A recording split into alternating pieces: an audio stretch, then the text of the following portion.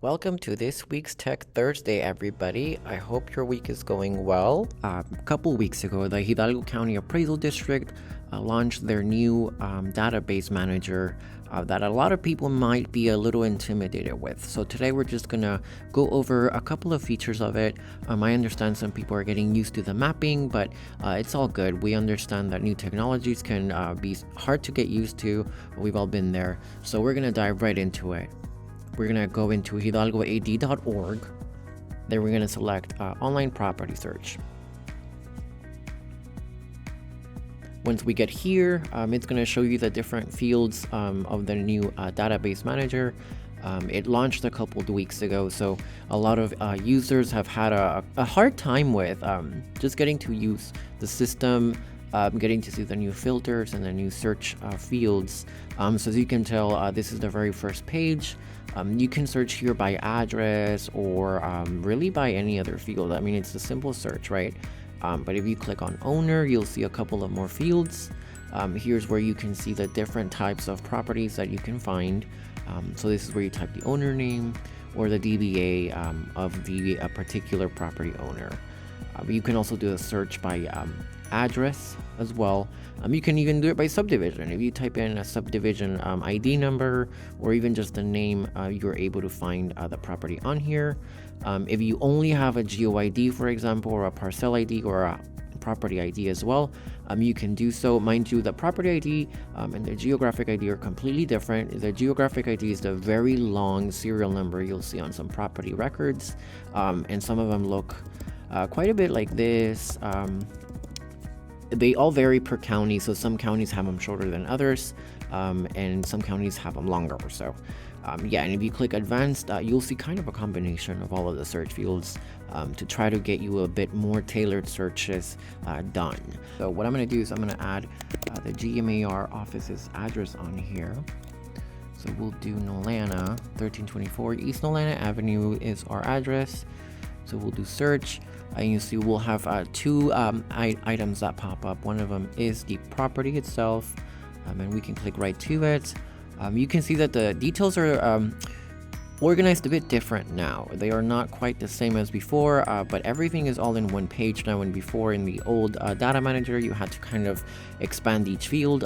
These are all in different sections still, but they're all organized in graphs kind of.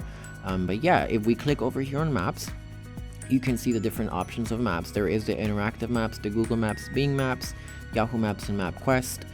The cool thing is that these all plug into the local database and as well as the verified map listing of each. So if we click Google Maps, it'll take us right to our address. And of course, if you do click it, you can see that we've already had our organization verified by Google. So at the same time, it populates all the same data for us together. So it's a really cool part about the mapping. If you do Bing, it'll do the exact same thing. We do have a verified listing as well for Bing, and Bing pulls out all the data from Facebook, depending on the business, of course. But not everybody will have this, as you know, some properties are residences, so they won't have these type of map listings. But yeah, that's a very cool integration that they have. You can also do the print button. You can print the summary view, which is very printer friendly actually, and you can also do a more detailed print of this, and this will probably ask you to save it. It's asking me to save it and download it, but I am not going to do that. Yeah, you can see how it prints out over here, and yeah, it's very printer friendly. You can fit it, you can change it to a portrait, and that way it fits in your entire sheet of paper.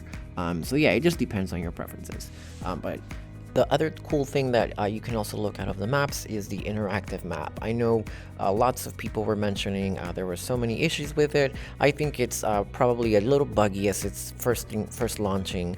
But yeah, if we look here, you can see that this is the property. And you can see that the parcel is held here. That's the red line. If you look at the abstract, of course, you can see that it's checkmarked as well.